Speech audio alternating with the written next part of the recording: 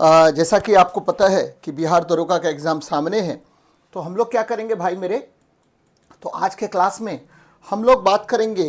देखिए मैंने आपको लगातार जो है मेरा विचार है कि आपको साइंस में अच्छा करना है और 20 में 20, अगर 20 क्वेश्चन पूछता है तो एग्जाम में 20 में 20 नंबर लाना है। किस में?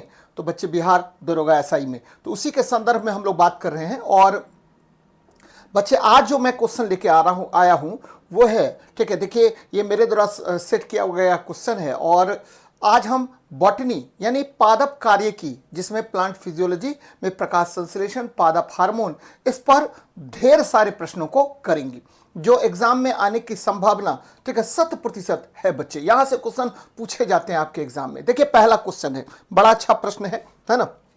इसको गौर पूर्वक देखिए आप लोग क्या कह रहा है क्वेश्चन में।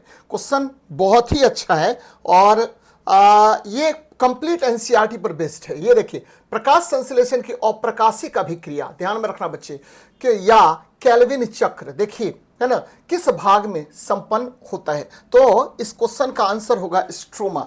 ध्यान देना है, थोड़ी सी बातें ध्यान दीजिए तो मजा आ जाएगा आपको। देखिए आपको प्रकाश संश्लेषण की दो मुख्य अभिक्रियाएं होती हैं, है ना। प्रकाश संश्लेषण में कितनी अभिक्रियाएं? तो दो, है ना। प्रकाश संश्लेषण की दो मुख्य अभिक्रियाएं होती हैं, बहुत अच्छे से देखना है बच्चे। प्रकाश संश्लेषण की दो मुख्य अभिक्रियाएं होती हैं, कौन कौन? तो भाई मेरे जल्दी से बता दीजिए कि मेरी आवाज आपको सुनाई दे रही है, जो भी बच्चे लाइव हैं, है ना, वो बताइए कि आवाज सुनाई दे रही है, दिखाई दे रही है ना। दिखाई मैं दे रहा हूं या नहीं दे रहा हूं, तो फिर मैं कंटिन्यू करूंगा बच्चे। तो प्रकाश संश्लेषण की मुख्य जो अभिक्रियाएं होती है, मुख्य अभिक्रियाएं दो प्रकार की हैं। देखिए बहुत अच्छे से देखिए, यानी आपको जो फोटोसिंथेसिस है हैविंग टू मेन रिएक्शन, बहुत अच्छी बात है बच्चे, दो अभिक्रियाएं, है ना, होती हैं, बहुत अच्छी बात है। और देखिए इसको अभिक्रियाएं होती हैं, कौन कौन? तो भाई मेरे दो अभिक्रियाएं होती हैं। पहला जो अभिक्रिया है ना, उसको बोलते हैं क्या? तो भाई मेरे प्रकाशिक अभिक्रिया या लाइट रिएक्शन कहते हैं, है ना, लाइट रिएक्शन कहते हैं, लाइट रिएक्शन कहते हैं। देखिए आज के क्लास में बहुत अच्छे अच्छे प्रश्न हम लोग करेंगे जो केवल और केवल प्लांट फिजियोलॉजी और प्लांट हार्मोन्स पर बेस्ड है ना। तो लाइट रिएक्शन है, तो लाइट रिएक्शन कहां पर होता है? तो ग्रेना में, एकदम ध्यान में रखना है, ग्रेना में होता है ना।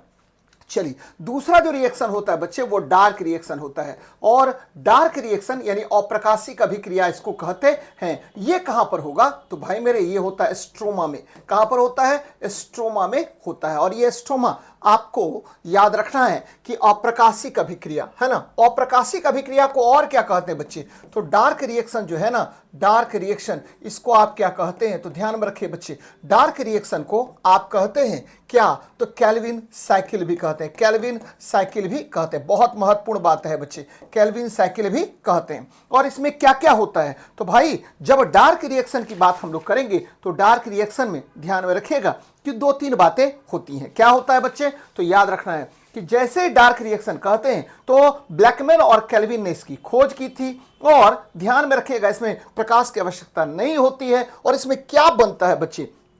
तो यह भी ध्यान में रखना है कि इसमें एटीपी और एनएडीपीएस का उपयोग होता है। यानी केल्विन साइकिल या डार्क रिएक्शन में किसका उपयोग होगा? तो भाई मेरे एटीपी और एनएडीपीएच, है ना, एटीपी एवं बच्चे किसका? तो एनएडीपीएच, एनएडीपीएच, ठीक है, निकोटिनामाइड, ठीक है, डाइफॉस्फेट, इसका उपयोग किसमें करते हैं? तो बच्चे उपयोग करते हैं एटीपी एवं एनएडीपीएच का उपयोग हम लोग करेंगे किसमें? तो भाई मेरे केल्विन साइकिल में करते हैं, उपयोग करते हैं। और इसके उपरांत किसका निर्माण होता है? तो भाई मेरे ग्लूकोज का निर्माण होता है। ध्यान में रखना है, ग्लूकोज का निर्माण हम लोग करते हैं। तो ये बातें याद रखनी चाहिए आपको, बहुत महत्वपूर्ण बात है। अब देखिए, है ना, याद रखना है बच्चे, ये कहां पर होगा? तो स्ट्रोमा में। यहां देखिए ग्रेना में मैंने क्या कहा? तो यह ग्रेना में मैंने कहा लाइट रिएक्शन होता है। और भाई मेरे ग्रेना के समूह को ही आप क्या कहते हैं? तो थैलाक्वाइड्स कहते हैं। माइटोकॉन्ड्रिया ये power house of the cell है, बहुत अच्छी बात है, power house of the cell कहते हैं, हाउस ऑफ द सेल कहा जाता है। तो ध्यान में रखना है बच्चे, बहुत महत्वपूर्ण सवाल है। तो ये याद रखिए। चलिए अगले प्रश्न पर बात करते हैं।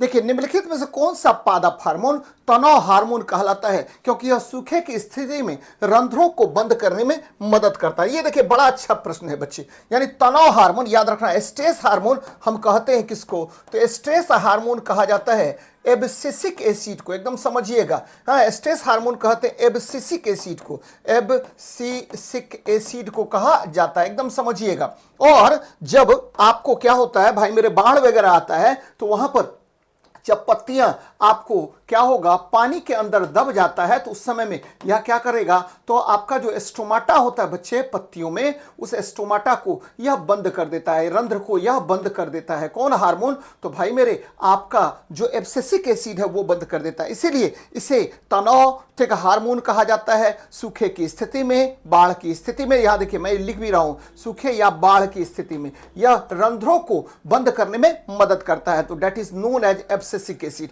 कहीं से कोई दिक्कत नहीं है भाई मेरे। ऑक्सीजन जो है ना, ये शीर्ष वृद्धि के लिए आवश्यक होता है, ध्यान में रखना बच्चे, शीर्ष वृद्धि के लिए आवश्यक होता है, बहुत महत्वपूर्ण बात है ना।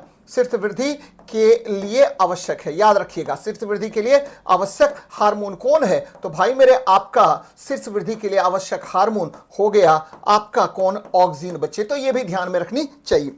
भाई मेरे एब्सिसिक एसिड को और क्या कहते हैं, तो एब्सिसिक एसिड को एंटी जिब्रेलिन कहा जाता है, ध्यान में रखना है। तो पहली बात तो ये जान लीजिए कि आपका एब्सिसिक अम्ल जो है यह ग्रोथ इनहिबिटर हार्मोन है, याद रखना बच्चे। एब्सिसिक अम्ल जो है ये क्या है, तो वृद्धि रोधक।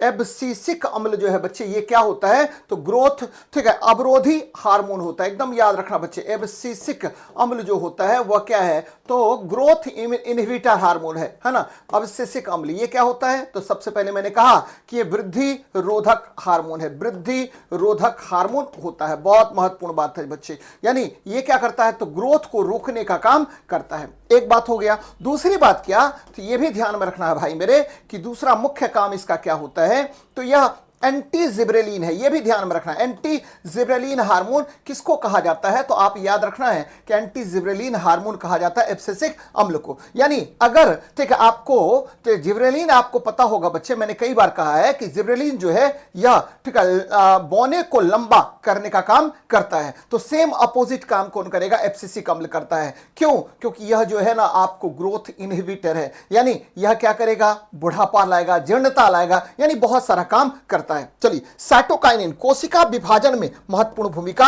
निभाता है ना, कोशिका विभाजन में ये बहुत महत्वपूर्ण भूमिका निभाता है, तो ये ध्यान में रखना है। बहुत अच्छे प्रश्न है बच्चे, तो याद रखिएगा है ना आपको तनाव हार्मोन, एब्सिसिक अम्ल। अगले प्रश्न पर बात करते हैं, C4 पौधे का प्रथम ग्राही कौन होता है। देखिए बड़ा अच्छा प्रश्न है बच्चे, है ना, और इसको खूब अच्छे से जानना है, तो भाई एकदम एकदम याद रखना है। चलिए, तो स्वागत है सभी बच्चों का। हेलो सर, कैसे हैं, तो बहुत अच्छे हैं, है ना। आप सभी बच्चों से आग्रह है कि बच्चे आप जो है ना रेगुलर आप क्या कीजिए, इस चैनल पर रहिए, तो मजा आ जाएगा आपको। चलिए हम लोग बात करते हैं क्या, तो हम लोग बात करते हैं, देखिए पौधे को हम दो भाग में बांट रहे हैं, एक बांट रहे हैं C3 और दूसरा बांट रहे हैं C4, ध्यान में रखना बच्चे, है ना।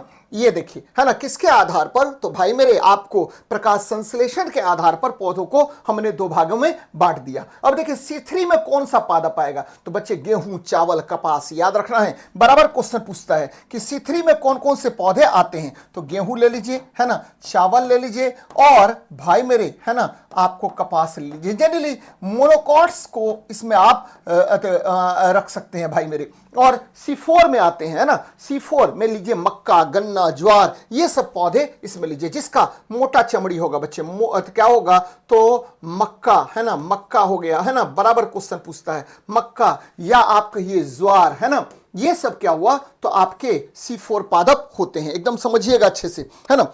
और देखिए है ना, इसमें क्या होगा, C3 पादप में भाई मेरे CO2 ग्राही कौन होता है, बराबर क्वेश्चन पूछता है। तो C3 पादप में CO2 ग्राही कौन होगा, तो भाई मेरे CO2 ग्राही होता है RUBP, है ना, रेबुलेज फॉस्फेट बोलते हैं, आरयूबीपी, है ना, ध्यान में रखना भाई मेरे, आरयूबीपी CO2 ग्राही होगा। बार बार क्वेश्चन पूछेगा कि आपको C3 पादप में कौन, ठीक है, CO2 ग्रहण करता है, तो बच्चे आरयूबीपी ग्रहण करता है। और यह भी ध्यान में रखना है कि ये सबसे, ठीक है, अधिक मात्रा में पाया जाने वाला क्या है, तो भैया ठीक है एक तरह से एंजाइम है बच्चे, है ना, सबसे ज्यादा मात्रा में पाया जाने वाला, ठीक है, आपको एंजाइम किसको कहते हैं, तो आरयूबीपी को कहते हैं, कोई दिक्कत नहीं।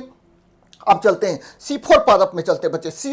C4 पादप में आपको प्रथम जो आपका CO2 ग्राही होगा वो कौन होगा, तो भैया ये PEP होता है ना, PEP। देखिए बहुत अच्छे से बात कीजिए, ये क्या हुआ, PEP है। ये क्या है, तो ये है फॉस्फोफिनाइल, फॉस्फोफिनो, है ना, फॉस्फोफिनो पायरुवेट, है ना, फॉस्फोफिनो पायरुवेट है, एकदम समझिए इसको, फॉस्फोफिनो पायरुवेट है, फॉस्फोफिनो बच्चे, है ना, पायरुवेट इसको कहते हैं, पायरुवेट कहते हैं, बहुत महत्वपूर्ण है ना। अब क्या करेंगे बच्चे, तो इसका अस्थायी उत्पाद कौन होगा, C3 पादप का अस्थायी उत्पाद कौन होता है, तो भाई मेरे C3 पादप का अगर हम अस्थायी उत्पाद की बात करें तो PGA होता है ना, फॉस्फोग्लिसर एल्डिहाइड, और ये 3 कार्बन वाला कंपाउंड होता है। ये अस्थायी उत्पाद हो गया किसका, तो भाई आपको प्रथम अस्थायी उत्पाद C3 पादप का PGA होता है, यानी 3 कार्बन वाला यौगिक होता है। अगर हम बात करें किसमें, C4 पादप में, तो भाई मेरे इसमें क्या होता है, ऑक्जेलिक एसिटिक एसिड होता है, और ये क्या होता है, तो भैया ये 4 कार्बन वाला यौगिक होता है, यानी यहां पर 4 कार्बन वाला यौगिक होगा, है ना। तो ध्यान में रखना है अस्थायी उत्पाद, अगर क्वेश्चन पूछेगा कि प्रथम अस्थायी उत्पाद कौन होता है, तो भाई C3 पादप में PGA होता है, और है ना आपको C4 पादप में क्या होता है, तो भाई साहब ऑक्जेलिक एसिटिक एसिड होता है, यानी प्रथम अस्थायी उत्पाद C3 पादप में और C4 पादप में OAA ऑक्जेलिक एसिटिक एसिड होगा। अब देखिए ये क्या करता है, प्रकाश शोषण करता है, तो हाँ बच्चे प्रकाश शोषण होता है इसमें, है ना, यह ऊर्जा का हानि करता है, कौन, तो आपको C3 पादप। C4 पादप जो है ना ऊर्जा का हानि नहीं करता, ये कम दक्ष होता है बच्चे, है ना, कम दक्ष होता है, और उच्च तापमान पर यह काम नहीं करता, कम दक्ष होगा। और इसके लिए अगर तापमान का मान 25 से 30 डिग्री सेल्सियस हो गया तो आपको क्या होगा, तो भाई मेरे ये इसकी दक्षता थोड़ी सी घट जाती है ना, और ये जो है ना आपको 40 से 45 डिग्री सेल्सियस पर अधिक दक्ष होता है, और ये अधिक दक्ष होगा कौन पादप बच्चे, तो आपको C4 पादप, ध्यान में रखना है। यानी उच्च तापमान वाले क्षेत्र में कौन सा पादप लगाया जाएगा, तो बच्चे C4 पादप लगाया जाएगा, तो अधिक, ठीक है, आपको दक्ष होता है कौन, बराबर क्वेश्चन पूछेगा कौन पादप अधिक दक्ष होगा, तो भाई मेरे अधिक दक्ष होगा C4 पादप। अब देखिए कह रहा है कि C4 पादपों का प्रथम ग्राही कौन होता है, ध्यान में रखना बच्चे, यानी प्रथम ग्राही की बात कर रहा है, यानी CO2 को ग्रहण करेगा, तो CO2 को ग्रहण करेगा कौन, तो बच्चे C4 पादप की बात कर रहा है, तो भाई मेरे यहां मैंने क्लियर करके लिखा है PEP, फॉस्फोफिनो, ठीक है, पायरुवेट, फॉस्फोफिनो पायरुवेट, और मैंने कहा कि OAA, याद रखना है OAA C4 पादप का क्या हुआ, तो प्रथम अस्थायी उत्पाद है, प्रथम अस्थायी उत्पाद है, एकदम समझिएगा, प्रथम अस्थायी उत्पाद कौन है, तो भाई मेरे यही है कौन, तो आपको OAA किसका, C4 पादप का, है ना, C4 पादप का प्रथम अस्थायी उत्पाद। फिर मैंने कहा कि अगर C3 पादप होता तो आपको प्राइमरी एक्सेप्टर कौन होता है, CO2 का, तो भाई RUBP, रेबुलेज बायफॉस्फेट, रेबुलेज बायफॉस्फेट, ये C3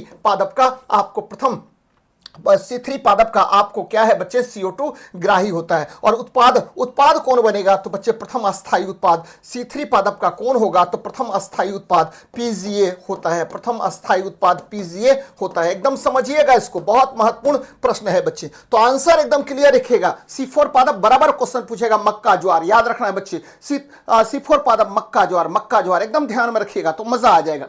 चलिए अगले प्रश्न पर बात करते हैं। ये देखिए, फलों को कृत्रिम रूप से पकाने के लिए किस गैसीय हार्मोन का उपयोग किया जाता है, बच्चे एकमात्र गैसीय हार्मोन होता है जिसका नाम क्या है, तो इथिलीन नाम है, क्या नाम है, इथिलीन नाम होता है, एकदम समझिएगा बच्चे, है ना, आपको एकमात्र गैसीय हार्मोन होता है जिसको आप क्या कहते हैं, तो भाई साहब इसे हम इथिलीन कहा जाता है, ध्यान में रखना बच्चे, एकमात्र गैसीय हार्मोन होता है जिसे आप इथिलीन कहते हैं। लेकिन यहीं पर अगर क्वेश्चन थोड़ा सा उलझा देता बच्चे, क्या उलझा देता कि आपको जो, ठीक है, ये इथिलीन होता है, अगर इथिलीन ना हो बच्चे, इथिलीन ना हो, आपको बोलेगा कृत्रिम रूप से फल को किसके द्वारा पकाया जाता है, तो कृत्रिम रूप से फल को पकाने के लिए किसका उपयोग करते हैं, तो भाई मेरे कृत्रिम रूप से फल को पकाने के लिए याद रखना है कैल्शियम कार्बाइड से क्या निकलता है, तो कैल्शियम कार्बाइड से आपको यहां देखिए जल मिल गया तो ये निकलता है एसिटिलीन, है ना, एसिटिलीन गैस बच्चे। तो कृत्रिम रूप से फल को पकाने के लिए कौन सा गैस का प्रयोग करते हैं, तो एसिटिलीन का यूज होता है।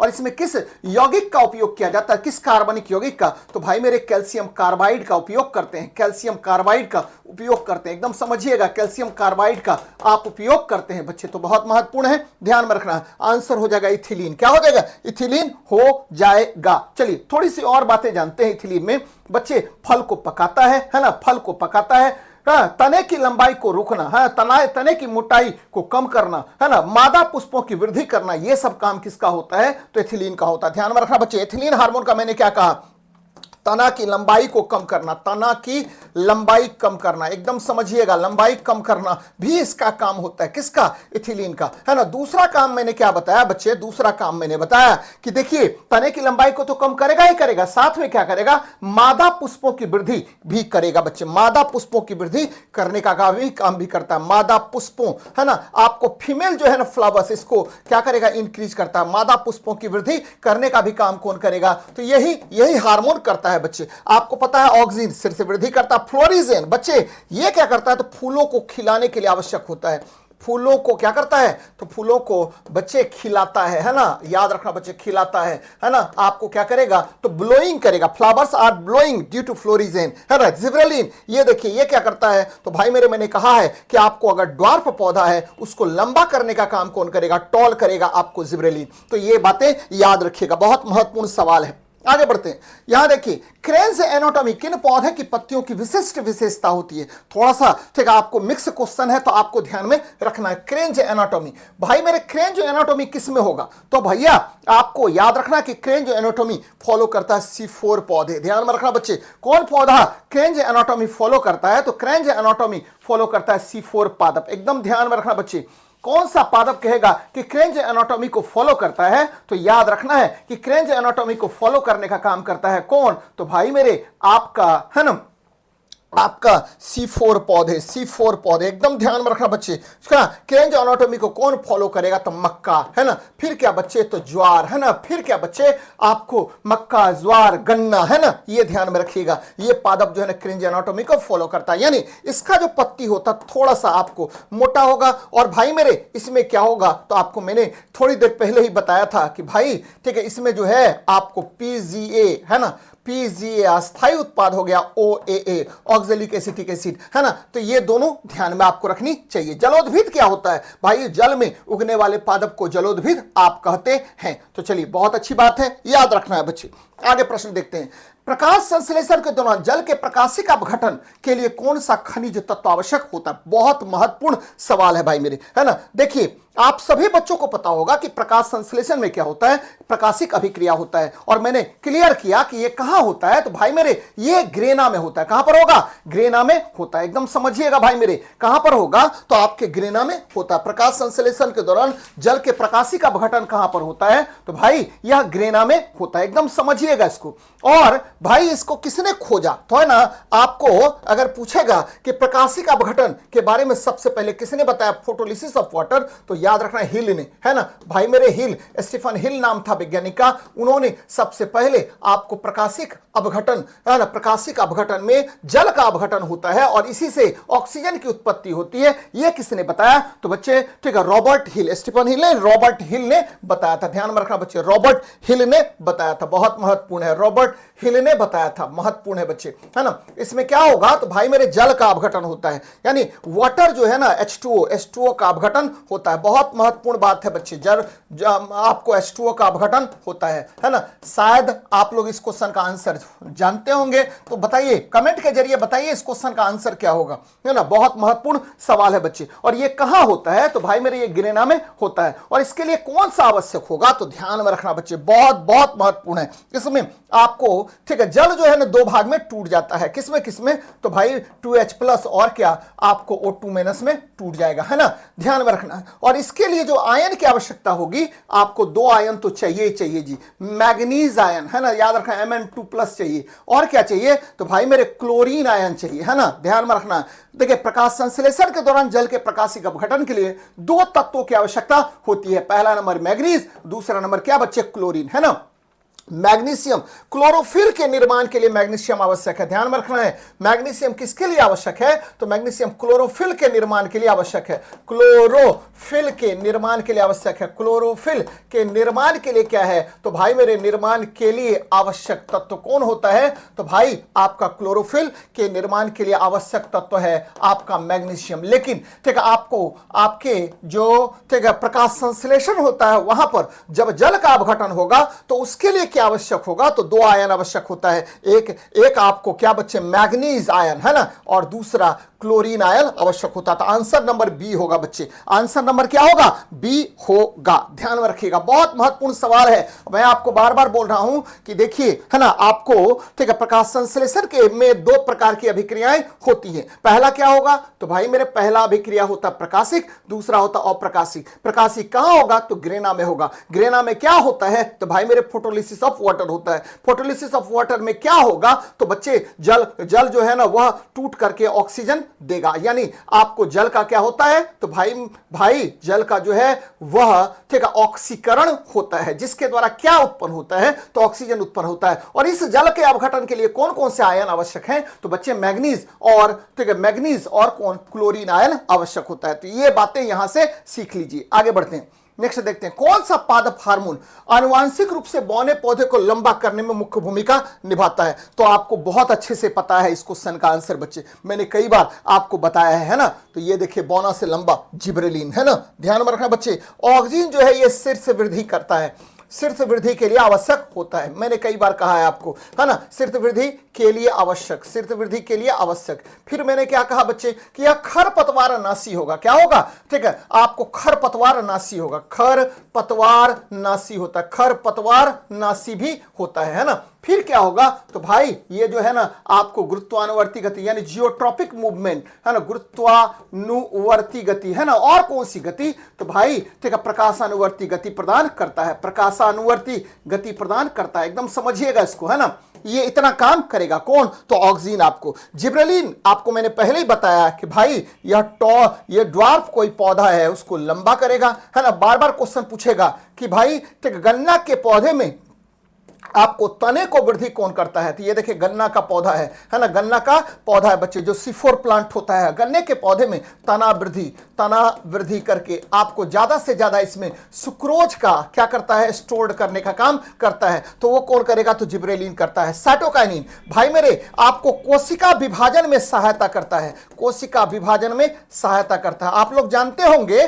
कि आपका नारियल जो है, नारियल मतलब कोकोनट बच्चे, कोशिका विभाजन में सहायता। आप सभी जानते होंगे कि नारियल जो होता है, नारियल का जो पानी होता है, नारियल, ये देखिए नारियल आपने देखा होगा बच्चे, नारियल का जो पानी होता है ना, पानी, इसमें क्या होता है? तो भाई नारियल के पानी में साइटोकाइनिन बहुत ज्यादा मात्रा में होता है। साइटोकाइनिन जिसको मलाई आप लोग कहते हैं, साइटोकाइनिन की मात्रा बहुत ज्यादा होती है और यहां कोशिका विभाजन बड़ी तीव्र गति से होता रहता है। और एब्सिसिक एसिड को मैंने कहा यह वृद्धि रोधक हार्मोन है। कौन सा रोधक है? तो वृद्धि रोधक हार्मोन होता है। ध्यान में रखना बच्चे, वृद्धि रोधक हार्मोन कौन है? तो आपका एब्सिसिक एसिड है। तो बड़ा मस्त सवाल है और ये ध्यान में रखनी चाहिए, बहुत महत्वपूर्ण है बच्चे। तो आंसर हो जाएगा बी नंबर। आगे बढ़ते हैं, नेक्स्ट क्वेश्चन देखते हैं, क्लोरोफिल अणु के केंद्र में कौन सा धात्विक तत्व होता है? देखिए बार बार आपसे क्वेश्चन इस पर पूछेगा बच्चे, क्लोरोफिल, है ना। तो क्लोरोफिल याद रखना बच्चे, क्लोरोफिल क्या है? तो भाई ये क्लोरोफिल जो है ना, ये पिगमेंट है ना। क्लोरोफिल क्या, व्हाट इज क्लोरोफिल? क्लोरोफिल है क्या? तो आपको एकदम याद रखना है, क्लोरोफिल जैसे ही चर्चा करें क्लोरोफिल का, तो भाई ये कहां पाया जाता है? तो आपको क्लोरोप्लास्ट के मेसोफिल सेल्स में, क्लोरोप्लास्ट के, है ना, याद रखा बच्चे, क्लोरोप्लास्ट के मेसोफिल सेल्स में ये पाया जाता है। मेसोफिल सेल्स में, है ना, सेल्स में पाया जाता है। ध्यान में रखना है। क्लोरोफिल कितने प्रकार के? तो भैया पहला क्लोरोफिल ए होता है। ध्यान में रखना बच्चे, क्लोरोफिल ए होता है। ध्यान में रखना है। इसका कलर कैसा होगा? तो भाई मेरे इसका कलर होता है ना, नीला हरा। ध्यान में रखना बच्चे, क्लोरोफिल ए है, क्लोरोफिल ए है, इसका कलर होता है नीला हरा। बराबर क्वेश्चन पूछता है, नीला हरा होता है ना, ध्यान में रखिएगा। और ठीक है, इसमें याद रखना है कि जैसे क्लोरोफिल ए की बात करेगा तो इसका कलर ब्लू ग्रीन होता है, ब्लू ग्रीन इसका कलर हो गया बच्चे। और इसमें कौन कौन से तत्व होते हैं, तो भैया इसका फॉर्मूला होता है C55 H72 O5 N4 Mg, है ना, ध्यान में रखना बच्चे, O5 N4 Mg इसका फॉर्मूला होता है, कोई बात नहीं है। अब देखिए, है ना, याद रखना बच्चे, दूसरा क्या होगा, तो क्लोरोफिल बी होता है ना, क्लोरोफिल बी होता है, क्लोरोफिल बी होता है। देखिए मुख्य अभिक्रिया इसी में होता है बच्चे, ये मुख्य अभिक्रिया याद रखना है कि प्रकाश संश्लेषण की सभी मुख्य अभिक्रियाएं कहां पर होती है, मेन रिएक्शंस कहां पर होता है,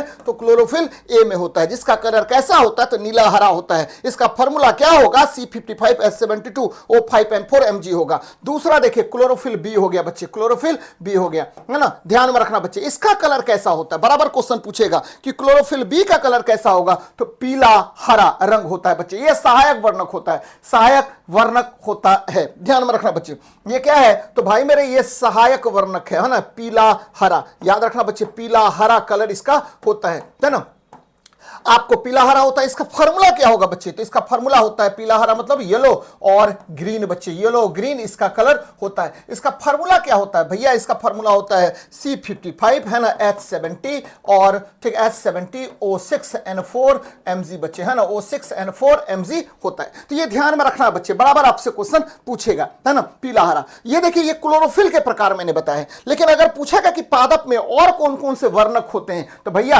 आपको कैरोटीन होता है और जेंथोफिल होता है, कैरोटीन होता है और जेंथोफिल भी होता है। यानी पादप में और कौन कौन सा वर्णक होगा, तो वर्णक देखिए क्लोरोफिल के वर्णक की बात अगर करेंगे तो और भी दो होता है, एक कैरोटीन हो गया बच्चे, कैरोटीन, और दूसरा क्या हुआ, जेंथोफिल हो गया, है ना, जेंथोफिल हो गया। भाई मेरे कैरोटीन का कलर कैसा होता है, तो कैरोटीन का कलर जो है नारंगी होता है, कैरोटीन, है ना, कैरोटीन का कलर होता है नारंगी बच्चे, नारंगी, है ना। और जेंथोफिल का कलर कैसा होगा, तो भैया मेरे ठीक है आपको याद रखना है, कैरोटीन और जेंथोफिल भी आपको पिगमेंट होता है। तो कैरोटीन का कलर मैंने कैसा कहा, नारंगी, ऑरेंज कलर का होता है ना। आप देखे होंगे गाजर का कलर बच्चे, गाजर का कलर कैसा होता है, तो नारंगी होता है। और आपको जेंथोफिल का कलर कैसा होता है, तो पीला रंग होता है। भाई मेरे इसका रंग कैसा होगा, तो पीला रंग होता है, तो येलो कलर होता है। तो ये ध्यान में रखिएगा।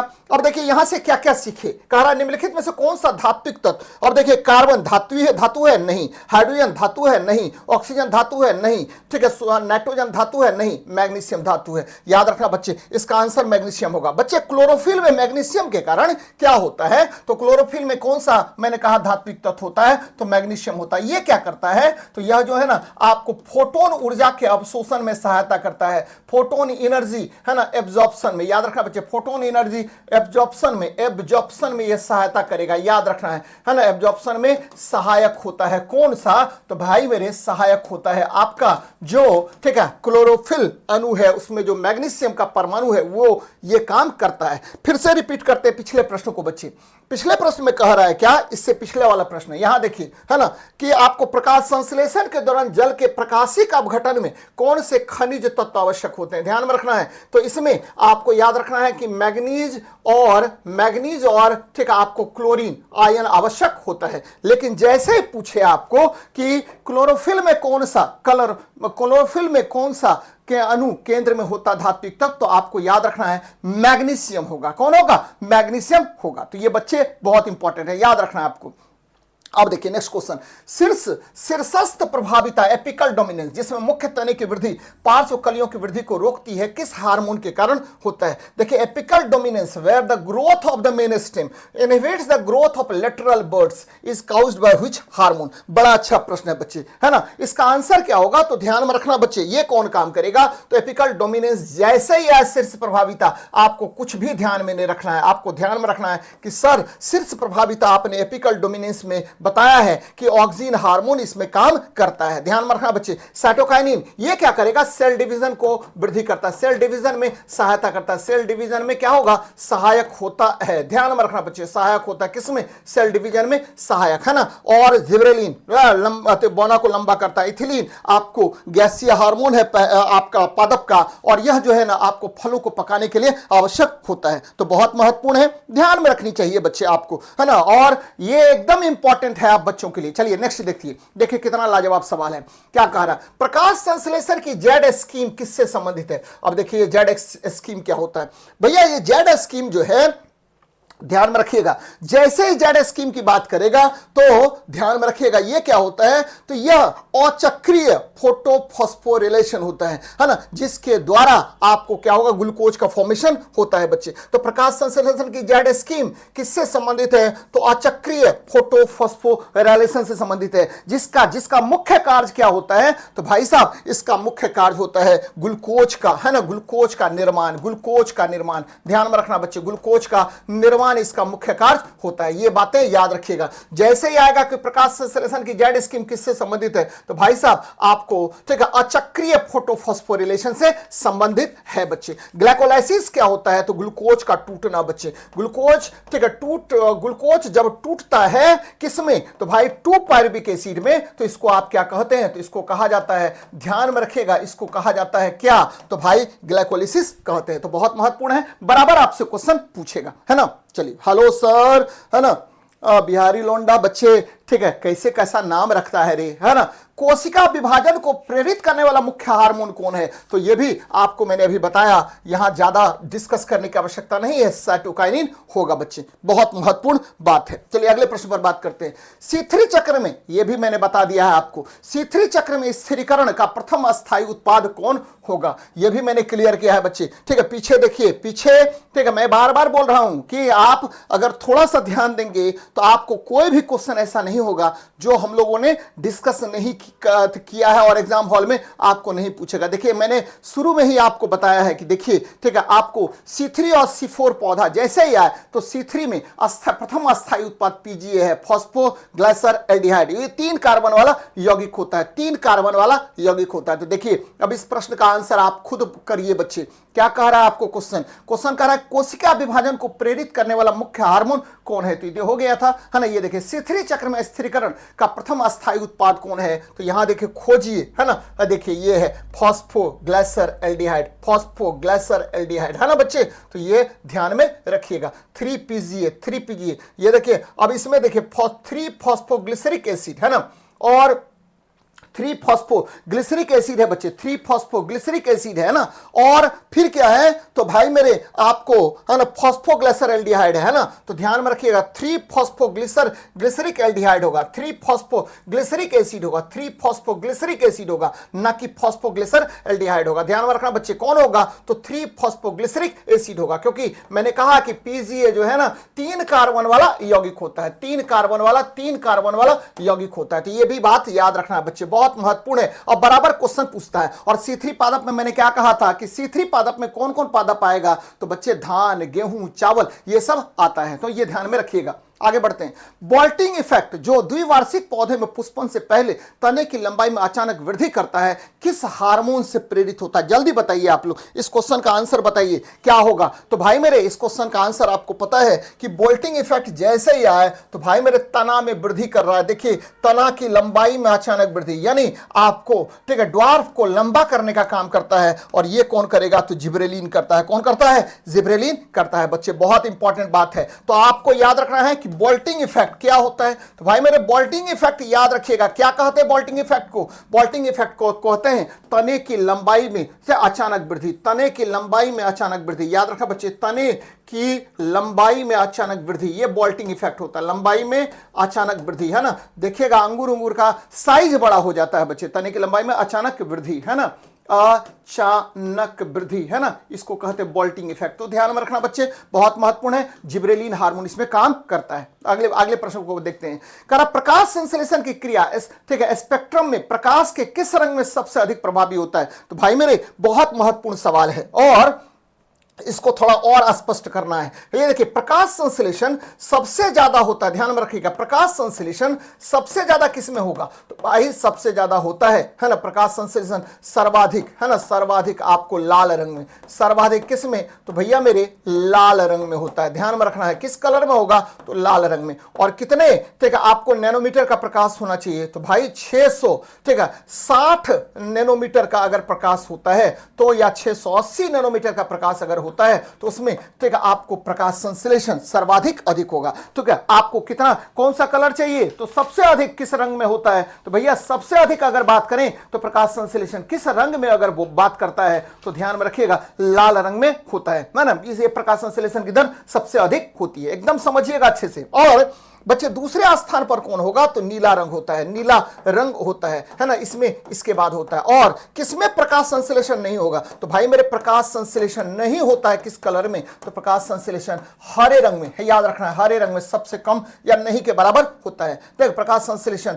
की दर ठीक है न्यूनतम बच्चे, दर न्यूनतम किसमें होगा, तो न्यूनतम होता है आपको हरा कलर में, हरा रंग में है ना, आपको लेस देन होता है बच्चे, बहुत बहुत कम होगा। तो इस क्वेश्चन का आंसर क्या होगा, तो भाई सबसे पहले लाल और नारंगी नहीं भैया है ना, बैगनी और नीला नहीं भैया है ना, नीला और लाल है ना, नीला और लाल, नीला और लाल, नीला और लाल, ध्यान में रखना बच्चे कौन सा होगा, तो नीला और लाल, नीला और लाल, लेकिन पहले लाल होना चाहिए तब नीला होना चाहिए था। चलिए कोई दिक्कत नहीं है, ध्यान में रखना बच्चे, बहुत इंपॉर्टेंट है। आगे देखते हैं, खरपतवार नाशी के रूप में प्रयुक्त होने वाला कृत्रिम ऑक्सीजन कौन है, ये देखिए बड़ा अच्छा प्रश्न है बच्चे है ना। आपको कृत्रिम ऑक्सीजन किसको कहा जाता है, ध्यान में रखिएगा है ना, याद रखिए विश्व का पहला कृत्रिम खरपतवारनाशी, विश्व का पहला कृत्रिम खरपतवारनाशी कौन है, तो विश्व का पहला खरपतवारनाशी, पहला खरपतवारनाशी आपको एकदम ध्यान में रखना बच्चे, विश्व का पहला खरपतवारनाशी है 2,4-D है ना, 2,4 डायफिनॉक्सी एसिटिक एसिड होता है, 2,4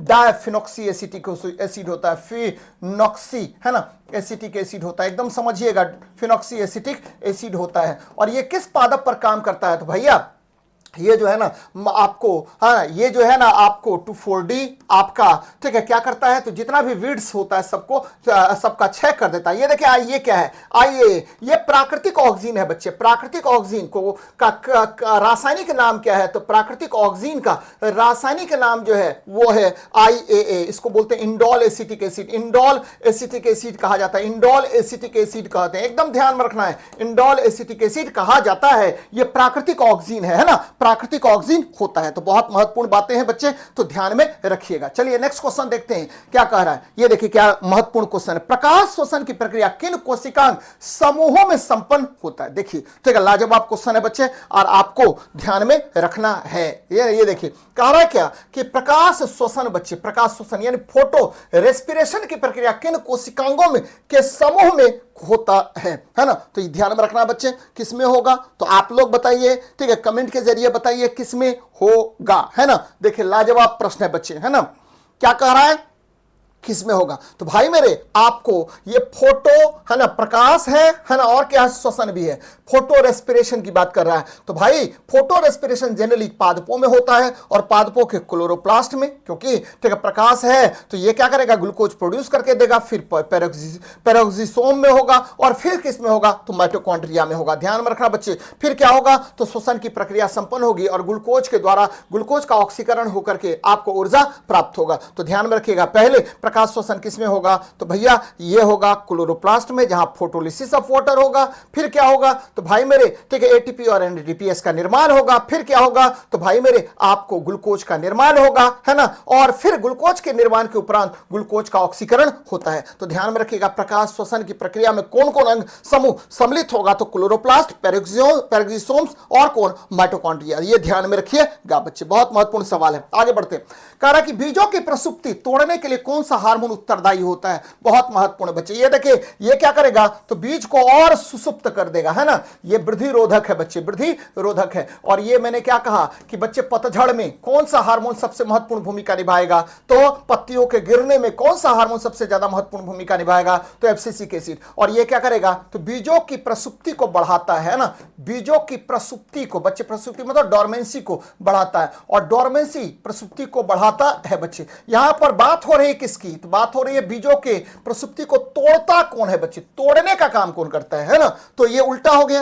है ना। तो आपको पता है कि एब्सिसिक एसिड का उल्टा कौन है ना। मैंने अभी थोड़ी देर पहले बताया था कि बच्चे एब्सिक्सिक एसिड को हम कहते हैं एंटी जिबरेलिन, ध्यान में रखना है, एंटी जिबरेलिन भी कहते हैं, ध्यान में रखना बच्चे, एंटी जिबरेलिन भी कहते हैं। ये वृद्धि को क्या करेगा, रोकेगा, तो दूसरा वाला क्या होगा, जिबरेलिन क्या होगा, तो वृद्धि को अधिक करने का काम करेगा बच्चे। तो इसीलिए आपको जिबरेलिन क्या करता है, तो प्रसुप्ति को तोड़ता है, बीजों की प्रसुप्ति को तोड़ता है। मेरी बात समझिएगा, ठीक है। आपको एब्सिसिक एसिड को एंटी जिबरेलिन कहते हैं, जबकि आपको, ठीक है, आपका जो जिबरेलिन होता है वो क्या करेगा, बीजों की प्रसुप्ति को तोड़ने का काम करता है, बीजों की प्रसुप्ति तोड़ता है बच्चे। और बीज को प्रसुप्ति में लाएगा कौन, तो में लाता है कौन बच्चे, प्रसुप्ति तोड़ता है ना, तोड़ता है ना, तोड़ता है, पहले इसको लिख लेते हैं, तोड़ता है बच्चे कौन, तो आपका जिबरेलिन। तो ये ध्यान में रखना है बच्चे, मैंने जो बताया, जिस तरीके से बताया उसको ध्यान में रखना है। बच्चे बोलेगा कि पतझड़ में पत्तियों को गिरने में कौन सहायक होता है, पत्तियों को का पीलापन किसके लिए,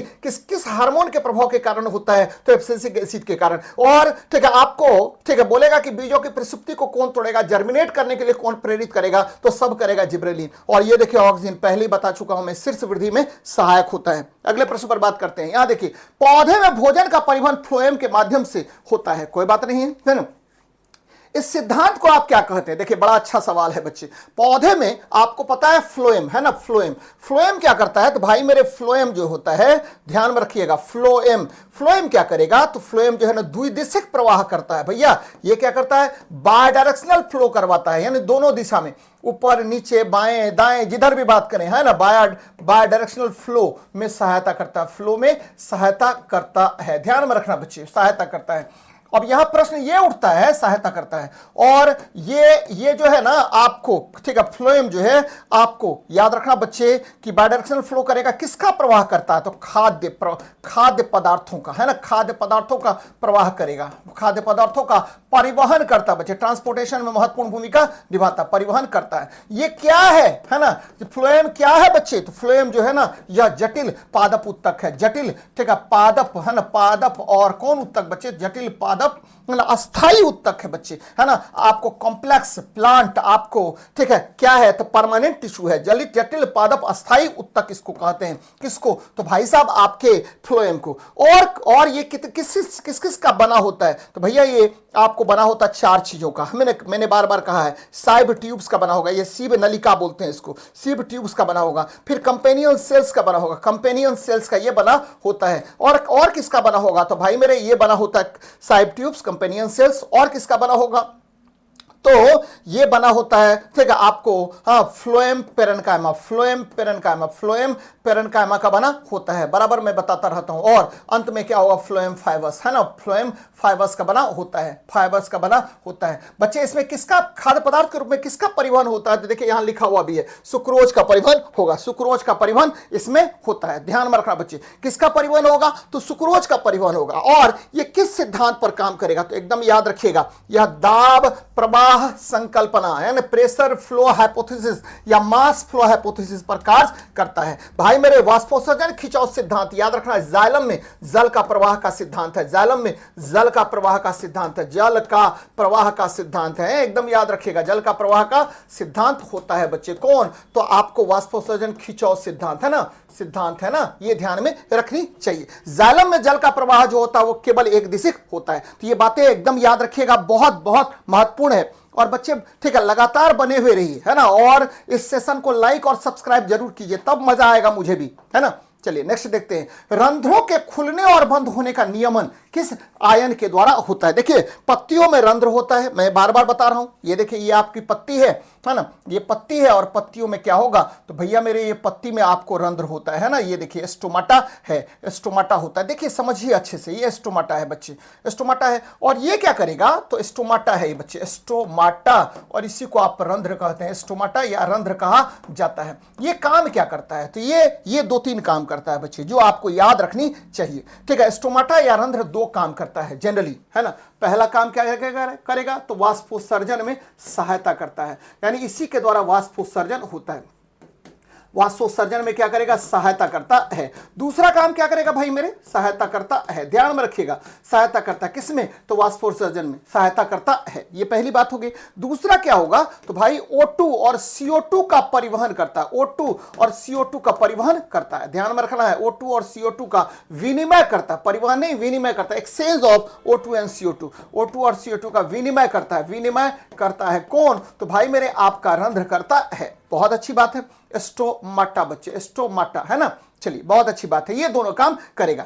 जनरली आपको स्टोमाटा में क्या होता है भाई मेरे, तो आपको स्फीति दाब में वृद्धि होती है, स्फीति दाब में क्या होगा, वृद्धि होता है, स्फीति दाब में वृद्धि होता है बच्चे, है ना, किसके कारण, तो जल के कारण बच्चे, है ना, जल के कारण होता है, जल के कारण होता है ना। और ये स्फीति दाब में वृद्धि जल के कारण तो होता ही होता है, यहां पर कौन आयन सहायक होता है जिसके कारण यह जल के दाब में इसमें वृद्धि होगा, तो यहां पर सहायक होता है पोटेशियम आयन, ध्यान में रखना है ना। स्फीति दाब में वृद्धि करने के लिए कौन सा आयन प्रेरित करता है, तो भाई मेरे पोटेशियम आयन प्रेरित करता है, ध्यान में रखना है, पोटेशियम आयन प्रेरित करता है, जिसकी वजह से ठीक है आपको जो है आपके रंध्र में क्या होगा, तो भैया स्फीति दाब में वृद्धि होगा या स्फीति दाब में कमी होगा, वृद्धि या कमी, है ना बच्चे, कमी, है ना। ये किसकी वजह से, तो भाई मेरे जल के कारण होता है। इसको इंसिस्ट कौन करता है, तो पोटेशियम आयन, पोटेशियम आयन ये इंसिस्ट करने का काम करेगा। तो इस क्वेश्चन का आंसर क्या होगा, तो भाई मेरे पोटेशियम आयन होगा, और बहुत ही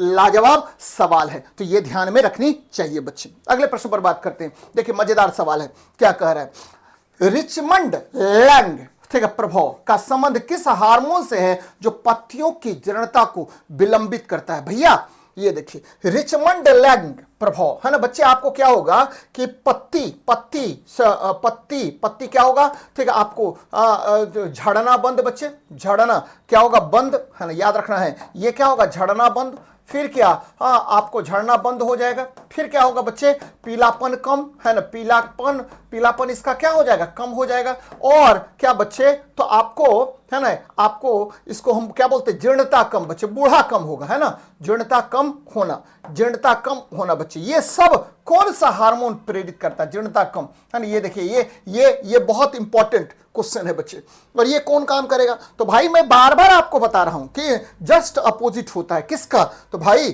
ठीक है ये काम कौन करता है, तो भैया ये साइटोकाइनिन करता है, कौन करता है, साइटोकाइनिन, एकदम समझिएगा, कोशिका विभाजन में जो सहायता करता है साइटोकाइनिन ये काम करेगा, तो आंसर एकदम बी नंबर होगा बच्चे, साइटोकाइनिन ये काम करता है ना। तो बहुत महत्वपूर्ण है, बराबर आपसे इस तरह का प्रश्न पूछेगा। नेक्स्ट देखिए क्या हमारा कह रहा है, निम्नलिखित में से कौन C4 पौधा है, देखिएगा दरोगा के क्वेश्चन में, ये क्वेश्चन निश्चित रूप से पूछा होगा। मैंने कहा बच्चे अभी चिल्ला चिल्ला के कहा कि ये C3 है, ये C3 है ना, और ये भी C3 है, ये क्या हुआ, तो गन्ना, है ना, मक्का, ज्वार बच्चे, याद रखना, ये 3 एग्जाम्पल हमने बताया है, और यही एग्जाम्पल जनरली पूछेगा आपको, है ना, तो गन्ना, मक्का, ज्वार, ये क्या है, तो भाई मेरे C4 प्लांट होता है, और ये भी ध्यान में रखनी चाहिए आपको, बहुत इंपॉर्टेंट है। और ठीक है बच्चे ऑक्जेलिक एसिटिक एसिड यहां पर क्या होता है, तो CO2 ग्राही होता है। आगे देखते हैं, प्रकाश संश्लेषण के दौरान ऑक्सीजन कहां से मुक्त होता है, तो मैंने बार बार कहा है कि देखिए जैसे ही प्रकाश संश्लेषण की बात करेंगे तो प्रकाश संश्लेषण है क्या, भैया प्रकाश संश्लेषण है क्या, प्रकाश संश्लेषण ध्यान से समझिएगा, प्रकाश संश्लेषण क्या है पहले ये समझिए। तो प्रकाश संश्लेषण है आपको क्या है, तो भाई मेरे उपचयन अपचयन अभिक्रिया, ध्यान में रखना, उपचयन और क्या है, तो अपचयन अभिक्रिया है ना, उपचयन अपचयन, उपचयन को क्या बोलते हैं, ऑक्सीडेशन, और अपचयन को क्या बोलते हैं, तो भाई मेरे तो अपचयन को बोलते हैं रिडक्शन, है ना, उपचयन अपचयन अभिक्रिया है, यानी ऑक्सीडेशन रिडक्शन रिएक्शन है, या आप रिडॉक्स रिएक्शन भी इसको कह सकते हैं। आप मेरे से पूछ सकते हैं सर ऑक्सीडेशन किसका होता है, तो भैया जल का ऑक्सीडेशन होता है, H2O का क्या होगा, तो ऑक्सीडेशन होता है। आप मेरे से पूछ सकते हैं कि सर रिडक्शन किसका होता है, तो भैया ये CO2 का रिडक्शन होता है ना, CO2 का रिडक्शन होता है। आप मेरे से ये भी पूछ सकते हैं कि सर ठीक है आपको ये जो है जब आपको ठीक है जल का ऑक्सीकरण होता है तो किसका निर्माण होता है, तो भैया जल के ऑक्सीकरण से, जिसको हम फोटोलिसिस ऑफ वाटर कहते हैं, फोटोलिसिस ऑफ वाटर कहते हैं, ध्यान में रखना बच्चे, फोटोलिसिस ऑफ वाटर कहते हैं, है ना, इसके द्वारा किसका निर्माण होगा,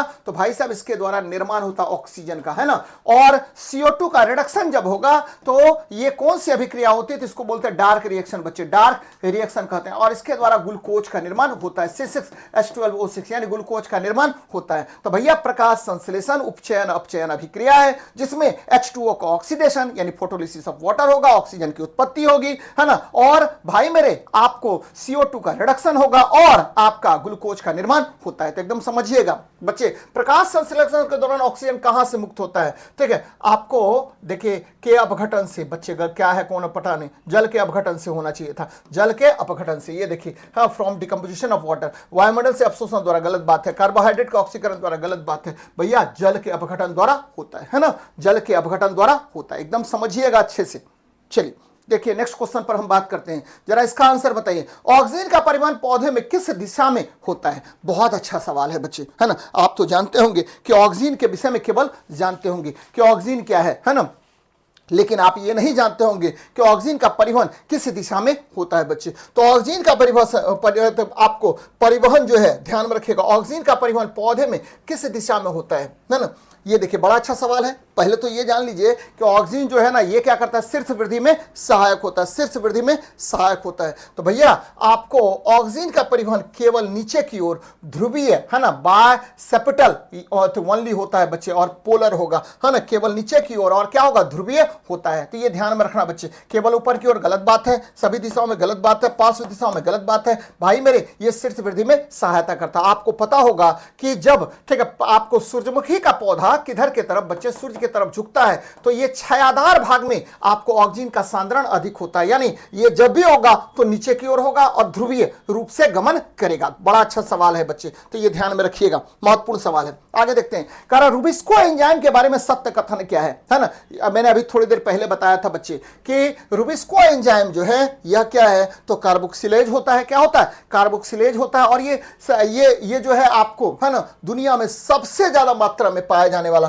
प्रोटीन है, क्योंकि आपको पता है कि एंजाइम क्या होता है, तो एंजाइम प्रोटीन से निर्मित होते हैं बच्चे, प्रोटीन के बने होते हैं, एकदम समझिएगा, प्रोटीन के बने होते हैं, और यह दुनिया में सबसे प्रचुर मात्रा में पाया जाने वाला प्रोटीन होता है। यह कार्बोक्सिलेज की गतिविधि दर्शाता, गलत बात है। यह केवल C4 पौधे में पाया जाता है ना, यह भी गलत बात है। यह प्रकाश श्वसन को रोकता है, क्योंकि यह C3 पौधे में पाया जाता है बच्चे, किसमें, C3 पौधे में पाया जाता है। यह प्रकाश श्वसन को रोकता नहीं, प्रकाश श्वसन को प्रेरित करता है ना। तो रुबिस्को जो है बच्चे याद रखना है, यह दुनिया में सबसे प्रचुर मात्रा में पाया जाने वाला प्रोटीन होता है। बच्चे एक चीज याद रखना है कि जैसे ही एंजाइम के विषय में बात करेगा, तो एंजाइम जो है ध्यान में रखिएगा प्रोटीन होता है। एंजाइम क्या होता है, प्रोटीन। सभी एंजाइम क्या होते हैं, प्रोटीन होते हैं, है ना, ध्यान में रखना है। लेकिन सभी हार्मोन प्रोटीन नहीं होते हैं, ये भी ध्यान में रखना बच्चे। सभी हार्मोन क्या होगा, प्रोटीन नहीं होते हैं, एकदम समझिएगा। कुछ हार्मोन जो है वह कोलेस्ट्रॉल के बने होते हैं, है ना।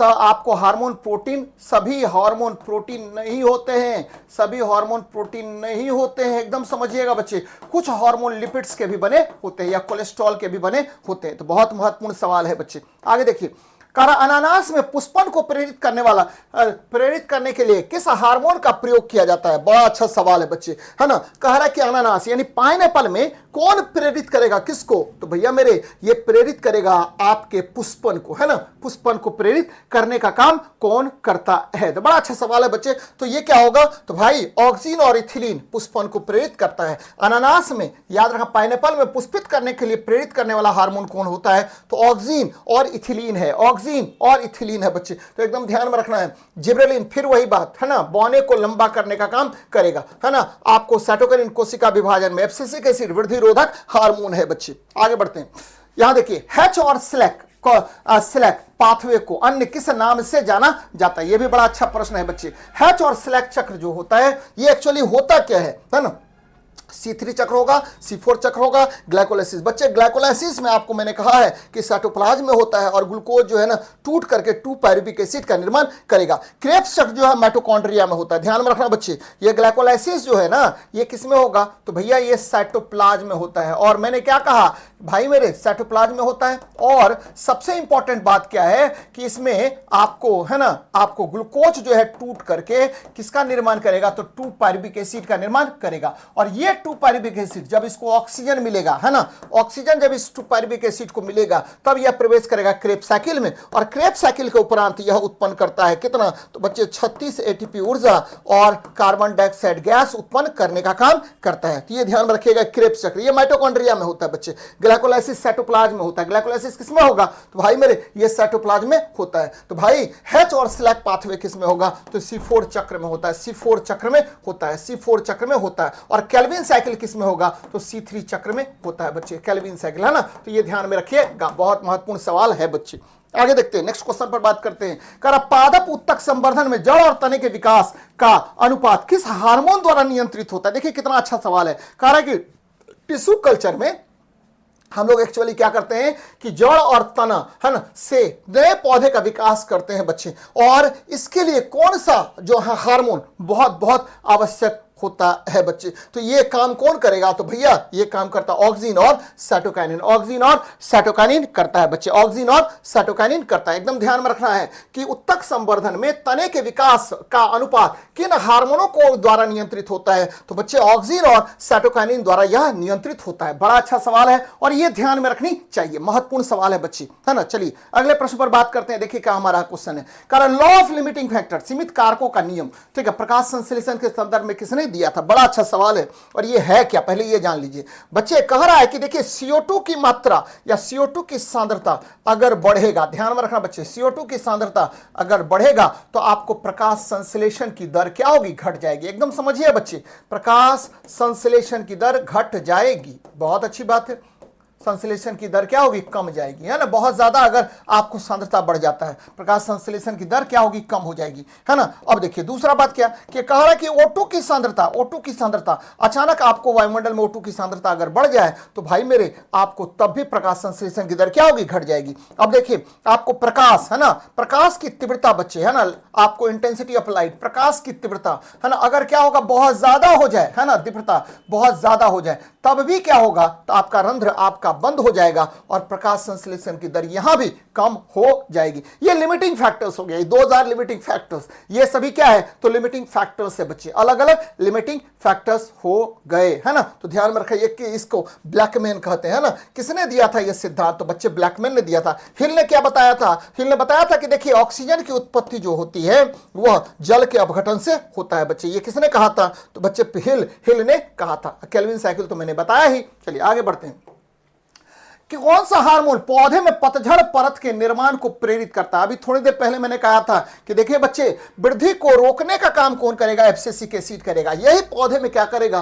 तो पतझड़ को प्रेरित करता है ना। पतझड़ को प्रेरित करने का काम कौन करेगा? तो भाई मेरे आपको एब्सिसिक एसिड करता है। तो एकदम ध्यान में रखना बच्चे, बार बार क्वेश्चन पूछेगा पतझड़ या जीर्णता या ठीक है वृद्धि रोधक, सब काम कौन करता है? तो वृद्धि रोधक, ये सारा काम करेगा कौन? तो भाई मेरे ये सारा काम करता है आपको, है ना, आपका एब्सिसिक एसिड। तो बहुत महत्वपूर्ण है, बराबर ये क्वेश्चन पूछेगा आपसे। आगे देखिए, है ना, प्रकाश संश्लेषण की प्रकाशिक अभिक्रिया का उत्पाद क्या होता है? बड़ा अच्छा सवाल है बच्चे और बहुत ज्यादा पूछा जाता है। अब देखिए प्रकाश संश्लेषण की प्रकाशिक अभिक्रिया, आपको मैंने कई बार कहा है कि देखिए प्रकाशिक अभिक्रिया कहां पर होगा? तो भाई मेरे यह होता है आपको कहां पर? ग्रेना में, है ना, ग्रेना में। और ग्रेना कहां होता है? तो ग्रेना के ही समूह को आप क्या बोलते हैं? तो थैलाक्वाइड्स कहते हैं बच्चे, है ना, थैलाक्वाइड्स कहते हैं। ये भी ध्यान में रखिएगा। और ठीक है भाई, ये ग्रेना जो है ना प्रकाशिक अभिक्रिया होगा और यहां पर आपको फोटोलिसिस ऑफ वाटर होता है। क्या होता है? फोटोलिसिस ऑफ वाटर होता है। और फोटोलिसिस ऑफ वाटर में मैंने क्लियर करके आपको कहा है कि कौन कौन सा आयन आवश्यक होगा। तो भाई मेरे मैग्नीज आयन यहां चाहिए और क्लोरीन आयन भी चाहिए, है ना, तभी जाकर के फोटोलिसिस ऑफ वाटर होगा, जल का अपघटन होता है। और उसके बाद कौन सा यौगिक बनता है बच्चे, है ना। तो ध्यान में रखना है कि ये प्रकाश संश्लेषण की प्रकाशिक अभिक्रिया द्वारा क्या बनेगा? तो एटीपी तो पक्का बनेगा जी, है ना, NADPH तो पक्का बनेगा। और यहां देखिए छूट गया हुआ है, ऑक्सीजन का भी निर्माण होगा, है ना। ध्यान में रखना बच्चे, ऑक्सीजन का भी निर्माण होगा ही होगा, नहीं होने का सवाल ही नहीं उठता है। तो आंसर हो जाएगा कौन? ATP, NADPH और O2 का निर्माण होता है बच्चे। ग्लूकोज का निर्माण और CO2, है ना, का ग्लूकोज का निर्माण और यहां ऊर्जा, ग्लूकोज और ऊर्जा का निर्माण अगर बात करें तो यह क्या होगा? अप्रकाशिक अभिक्रिया का कंपाउंड होगा बच्चे। तो ध्यान में रखना है कि जब भी ग्रेना में फोटोलिसिस ऑफ वाटर होगा यानी प्रकाशिक अभिक्रिया का उत्पाद कौन कौन होगा? तो भाई साहब ATP होगा, है ना, भाई साहब आपको NADPH होगा, भाई साहब आपका क्या हो जाएगा? तो आपका O2 होता है। तो ये ध्यान में रखिएगा, बहुत महत्वपूर्ण सवाल है। आगे बढ़ते हैं।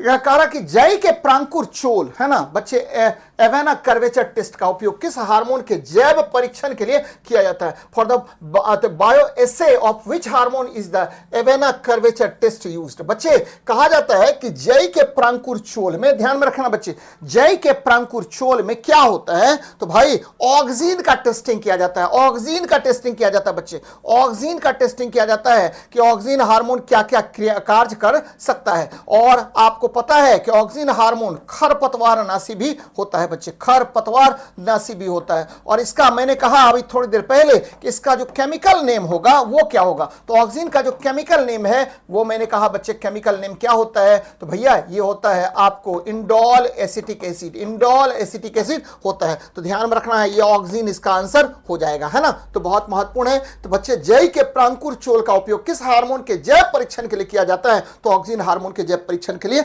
करते हैं। चलिए नेक्स्ट क्वेश्चन देखते हैं बच्चे।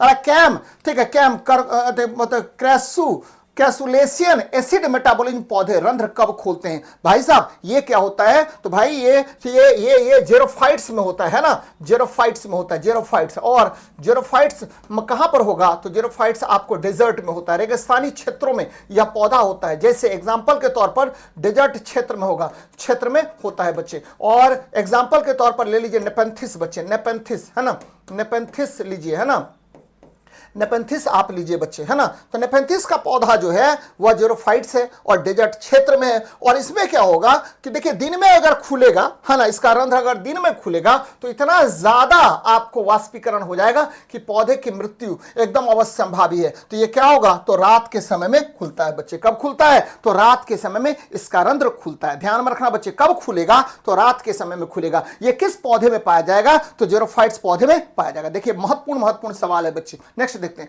प्रकाश संश्लेषण में इलेक्ट्रॉन परिवहन श्रृंखला कहां स्थित होता है? भाई साहब ये भी अच्छा क्वेश्चन है। यानी ईटीएस की बात कर रहे हैं, इलेक्ट्रॉन ट्रांसपोर्ट सिस्टम की बात कर रहे हैं। यानी प्रकाश संश्लेषण में आपको इलेक्ट्रॉन, ठीक है, ट्रांसपोर्ट सिस्टम कहां स्थित होता है? स्ट्रोमा में, है ना, थैलाकॉइड में, कोशिका द्रव में, बाहरी झिल्ली में। भाई ईटीएस की बात जब भी हम करते हैं, है ना, ध्यान में रखना बच्चे, इलेक्ट्रॉन ट्रांसपोर्ट सिस्टम की बात जब भी करेंगे तो ये कहां पर होगा? तो भाई मेरे ग्रेना में होता है, ग्रेना में होता है, ग्रेना में होता है। और ग्रेना के ही समूह को क्या कहते हैं? थैलाकॉइड कहते हैं बच्चे। तो थैलाकॉइड की झिल्ली में पाया जाता है। यहीं पर प्रकाश संश्लेषण में पहले क्या होगा? तो फोटोलिसिस ऑफ वाटर होता है ना, जल का अपघटन होता है बच्चे, फोटोलिसिस ऑफ वाटर होता है, जल का अपघटन होता है, जिसके द्वारा क्या होगा? तो भाई आपको ग्लूकोज का निर्माण के लिए प्रेरित करने वाला सारा पदार्थ का निर्माण होता है बच्चे, तो है ना। आगे देखते हैं, कह रहा अनिषेक फलन, बहुत अच्छा क्वेश्चन है। अनिषेक फलन पार्थेनोकार्पी यानी बीज रहित फल का उत्पादन को कौन प्रेरित करेगा बच्चे, है ना? बीज रहित फल का उत्पादन कौन प्रेरित करेगा? बहुत महत्वपूर्ण सवाल है ना। जैसे आपको पपीता बिना बीज का, है ना, पपीता बिना बीज का आप उत्पादित कीजिए, जैसे अंगूर बिना बीज का उत्पादित कीजिए, जैसे आप अमरूद बिना बीज का उत्पादित कीजिए। तो बिना बीज के फल के उत्पादन को प्रेरित करने के लिए हम उसको क्या कहते हैं? उस प्रक्रिया को बोलते हैं पार्थेनोकार्पी। और इसमें हम ऑक्सीन और जिब्रेलिन का छिड़काव करते हैं। किसका छिड़काव करेंगे? तो हार्मोन ऑक्सीन और जिब्रेलिन का आप छिड़काव करेंगे, जिससे क्या होगा? तो भाई बिना बीज के फल का निर्माण होगा। और इस प्रक्रिया को आप क्या कहते हैं? तो पार्थेनोकार्पी या बीज रहित फल का उत्पादन कहा जाता है बच्चे। बहुत महत्वपूर्ण है ना। आगे देखते हैं, C3 पौधे की तुलना में C4 पौधे प्रकाश संश्लेषण में अधिक दक्ष क्यों होते हैं? तो थोड़ी देर पहले मैंने कहा था कि देखिए C3 पादप जो पौधे जो होता है ना, कम दक्ष होता है ना। किसका? तो भाई मेरे आपके, ठीक है, आपका प्रकाशीय श्वसन यहां पर कम होता है, प्रकाश संश्लेषण की दर, रेट ऑफ रेस्पिरेशन कम होता है। और भाई मेरे रेट ऑफ फोटोसिंथेसिस यहां कम होता है। और ये कम टेम्परेचर पर लगभग 25 डिग्री सेल्सियस से लेकर के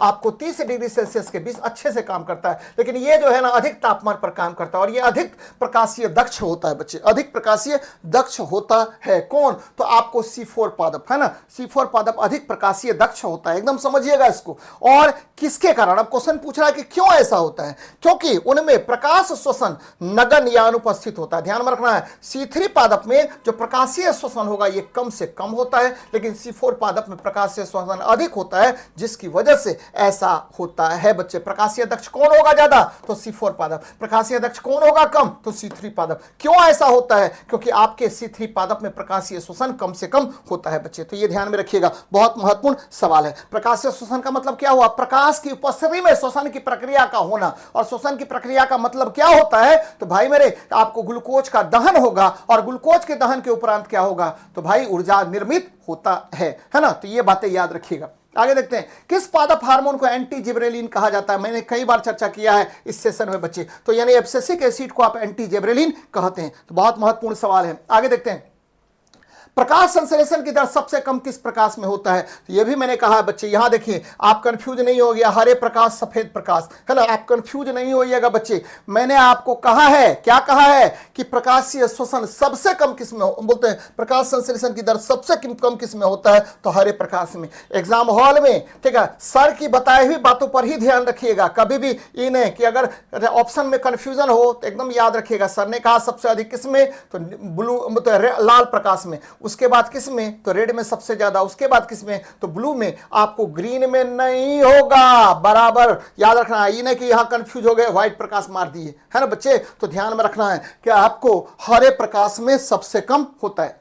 आगे देखते हैं, क्लाइमेटिक फल वे होते हैं जिनमें पकते समय। बच्चे क्लाइमेटिक फ्रूट्स में क्या होगा, तो क्लाइमेटिक फ्रूट्स याद रखिए, बड़ा अच्छा प्रश्न है। इसमें क्या होगा, तो भाई जैसे क्लाइमेटिक फ्रूट्स की बात करेंगे तो ध्यान में रखना है कि इसमें श्वसन दर वे होते हैं जिनमें पकते समय श्वसन दर में क्या होगा, वृद्धि होता है। बच्चे श्वसन दर में वृद्धि होगा और तीव्र गति से पकेगा और फिर जाकर के खराब हो जाता है बच्चे। तो ध्यान में रखिएगा, श्वसन दर में क्या होगा, क्लाइमेटिक फल में क्या होता है, तो भाई क्लाइमेक्टेरिक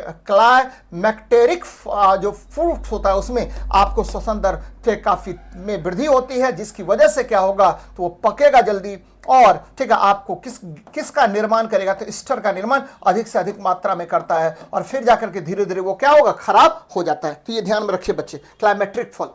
चलिए, इंडोल 3 एसिटिक एसिड किस एमिनो अम्ल से संश्लेषित होता है। मैंने थोड़ी देर पहले कहा था कि भाई मेरे इंडोल 3 एसिटिक एसिड किसको कहते हैं, तो ऑक्सीजन को कहते हैं। ऑक्सीजन का केमिकल नाम क्या है, तो ऑक्सीजन का केमिकल नेम जो है वह है indole 3 acetic acid. Indole 3 acetic acid है और यह किससे बनता है, तो भाई साहब यह जो बनता है, ध्यान में रखना बच्चे, यह जो बनेगा वो किससे बनता है, तो यह बनता है आपको ट्रिप्टोफैन से। ट्रिप्टोफान से बच्चे, ट्रिप्टोफैन से इसका निर्माण होता है। ट्रिप्टोफैन से इसका निर्माण होता है बच्चे। किससे बनेगा, ट्रिप्टोफैन से बनेगा। बड़ा अच्छा प्रश्न है बच्चे, है ना, वीवीआई याद रखना है बच्चे, है ना। इंडोल 3 एसिटिक एसिड किसका केमिकल नेम है, तो बच्चे ऑक्सीजन का केमिकल नेम क्या होता है, तो आपको इंडोल 3 एसिटिक एसिड होता है। तो ये सब ध्यान में रखिएगा बच्चे।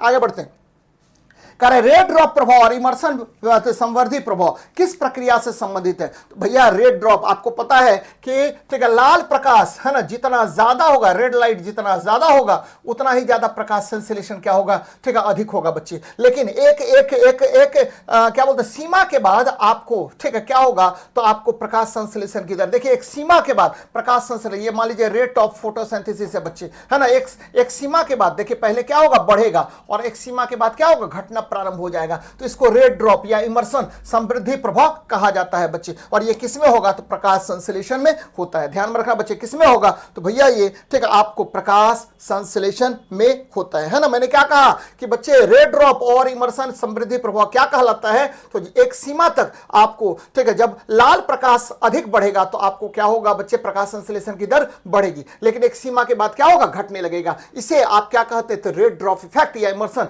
समृद्धि प्रभाव कहा जाता है। तो ये भी बड़ा मस्त सवाल है ना। तो ध्यान में रखिए बच्चे, सेशन को लाइक सब्सक्राइब जरूर कीजिए बच्चे, है ना। ये देखिए, नारियल का पानी किस पादप हार्मोन का प्रचुर स्रोत है। ये भी मैंने कहा कि देखिए, नारियल के पानी में साइटोकाइनिन अधिक से अधिक मात्रा में पाया जाता है और यहां कोशिका विभाजन बहुत तीव्र गति से होता है बच्चे। कोशिका विभाजन बड़ी तीव्र गति से होता है। तो ये भी ध्यान में रखना बच्चे, कोशिका विभाजन क्या होगा, बहुत अधिक से अधिक होगा, है ना। तो याद रखना है, साइटोकाइनिन नारियल के पानी में पाया जाएगा। अब देखिए, प्रकाश संश्लेषण तंत्र या PS2 किससे संबंधित है बच्चे, बहुत अच्छा सवाल है ना। फोटो सिस्टम 2 किससे संबंधित है, अपचयन से, जल का प्रकाशिक अपघटन से, फिर देखिए अपचयन, देखिए उपचयन होना चाहिए था, उपचयन यानी ऑक्सीडेशन, इसको कर दीजिए, क्या कर दीजिए, उपचयन या ऑक्सीडेशन, है ना।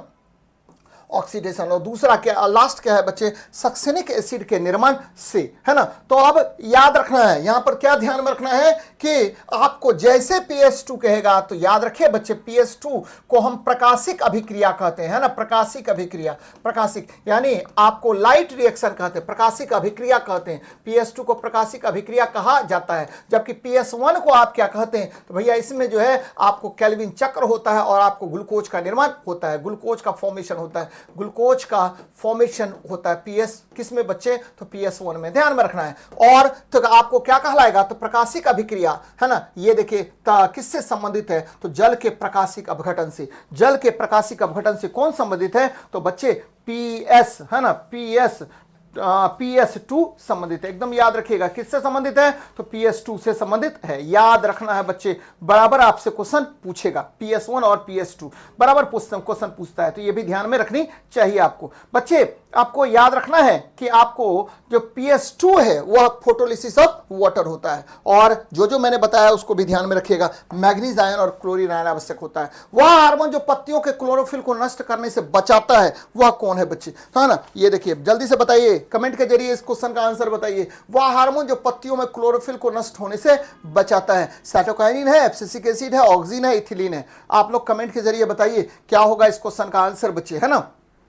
चलिए तो ठीक है, क्लोरोफिल को नष्ट होने से कौन बचाएगा, यानी आपको कोशिका विभाजन में सहायता करता है, यानी आपको साइटोकाइनिन हो गया बच्चे, तो ध्यान में रखिएगा इन सब चीजों को, बहुत महत्वपूर्ण सवाल है। आगे देखते हैं, C4 चक्र की खोज किसने की। अभी थोड़ी देर पहले मैंने कहा था कि भाई C4 चक्र और C3 चक्र दोनों के विषय में हमने चर्चा किया था बच्चे। तो C4 चक्र जो है ना आपको H और स्लेक, है ना, C3 केल्विन और बेंसन ने, है ना, C3 केल्विन और बेंसन ने, और बच्चे हिल आपको photolysis of water, photolysis of water, है ना, फोटोलिसिस ऑफ वाटर के बारे में बताया था, या आप कह सकते PS2 के बारे में बताया था, है ना, फोटो सिस्टम 2, है ना। चलिए बहुत अच्छी बात है, नेक्स्ट क्वेश्चन पर बात करते हैं। ये देखिए क्या है हमारा, जड़ों के निर्माण को बढ़ावा देने के लिए कलम, है ना, कलम, हाँ, कलम पर क्या लगाया जाता है बच्चे की जड़ की वृद्धि हो जाएगी, है ना, रूटिंग को बढ़ावा देने के लिए कलम पर क्या लगाया जाता है। अब बताइए आप लोग, IBA इंडोलब्यूटेरिक एसिड, GA3 कैनेटीन, ABA मतलब एब्सिसिक एसिड हो गया, कैनेटीन, है ना,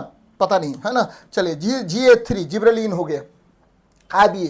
तो भाई मेरे रूटिंग जब होगा तो आपको पता है वृद्धि करेगा, है ना, वृद्धि करेगा, और वृद्धि करेगा तो कौन चीज होगा उसमें, है ना, तो ध्यान में रखना बच्चे, जैसे वृद्धि की बात करेंगे तो उसमें क्या लगाएगा, तो indole acetic acid, indole acetic acid लगाया जाता है। ध्यान में रखें बच्चे, बहुत अच्छा सवाल आएगा, जड़ों के निर्माण को बढ़ावा देने के लिए कलम पर क्या लगाया जाता है, तो इंडोल ब्यूटेरिक एसिटिक एसिड। ये एक्चुअली क्या है, तो ऑक्सीन ही है बच्चे, ऑक्सीन ही है, तो ये ध्यान में रखिएगा, बहुत महत्वपूर्ण है।